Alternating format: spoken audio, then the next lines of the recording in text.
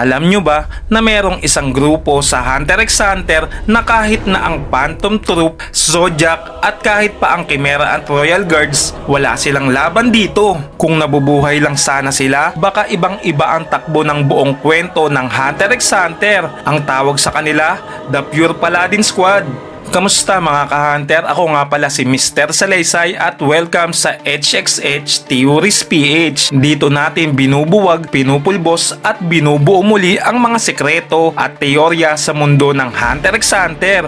Kaya kung fan ka ng seryeng ito, siguraduhin mong tapusin mo hanggang dulo kasi malalaman natin kung sino ba talaga ang Pure Paladin Squad at bakit sila biglang nawala sa kasaysayan. Ano ang Pure Paladin Squad? Kung hindi mo pa narinig ang pangalan nila, natural lang yan. Sa official na English translation ng anime 2011, tinawag silang Seirin Group. Sa manga naman, inilarawan sila bilang halos alamat na. Pero kung Pure Paladin Squad ang maririnig mo, ibang bigat, parang grupo ng mga banal na mandirigma. Ayon mismo sa mga nakasulat, sila ay pawang mga elite nen users, espesyalista sa brute force at bahagi mismo ng Hunter Association. Ibig sabihin, hindi lang sila simpleng hunters, sila ang panloob na puwersa na tagapagtanggol ng association. Koneksyon kay Isaac Netero. Ngayon, interesting dito, si Isaac Netero. Oo, yung legendary chairman. Hindi siya kinilala bilang leader ng squad na to, kundi simpleng miyembro lang. Pero dahil kilala natin si Netero bilang pinakamalakas sa kanyang panahon, isipin mo na lang kung miyembro lang siya, gaano kalupit yung ibang kasama niya. May teorya na baka sila ang bersyon ng Zodiac bago pa si Netero maging chairman. Pero ang twist, wala halos nakakaalam kung sino-sino ang bumuo nito at kung kailan talaga sila aktibong kumilos. Bakit sila tinatag?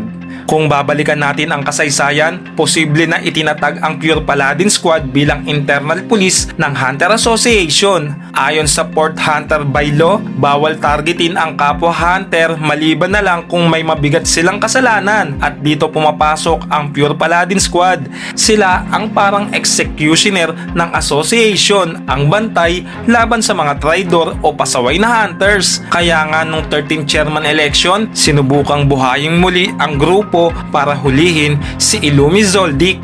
Koneksyon sa Dark Continent. Pero teka, mas malalim pa to. Tandaan natin na si Netero mismo malakas ang paninindigan laban sa paglalakbay patungo sa Dark Continent. Posible na kaya ginawa ang Pure Paladin Squad ay para maging secret task force na haharap sa mga panganib at calamities mula sa Dark Continent na nakalusot na sa human world. Kung totoo ito, mas lalo pang nakakatakot isipin ang kalibre ng mga miyembro nila pagkawala ng squad. Pero ang pinakamalaking misteryo, bakit sila nawala? May teorya na baka na-disband sila bago tuluyang ipagbawal ang paglalakbay sa Dark Continent. May ilan ding nagsasabi na baka napatay o tumanda na ang lahat ng miyembro at pinalitan na lang sila ng bagong sistema ni Netero, ang Zodiac, at may mas malupit na haka-haka. Baka sila mismo ang nakipaglaban at nasawi dahil sa mga nilalang mula sa Dark Continent. Kaya wala na tayong kahit isang malinaw na miyembro na natira bukod sa pangalan ni Netero.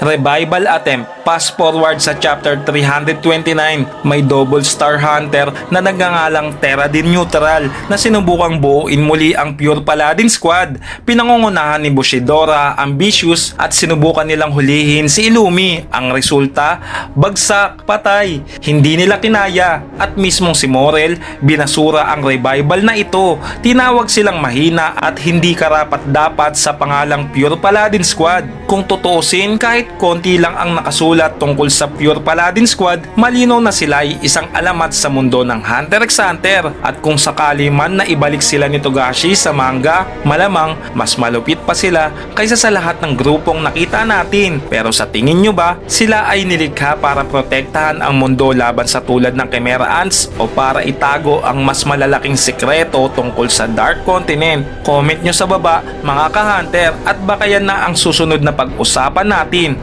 Ako si Mr. Salaysay mula sa HXH Theories PH. Kung gusto nyo pa ng malalim na usapan tungkol sa Hunter x Hunter, huwag kalimutang i-like, i-share at mag-subscribe. Kita-kits sa mga susunod pa. Hanggang dito na lamang muna sa video na ito, at laging maging mausisa dahil tayong lahat ay isang Hunter.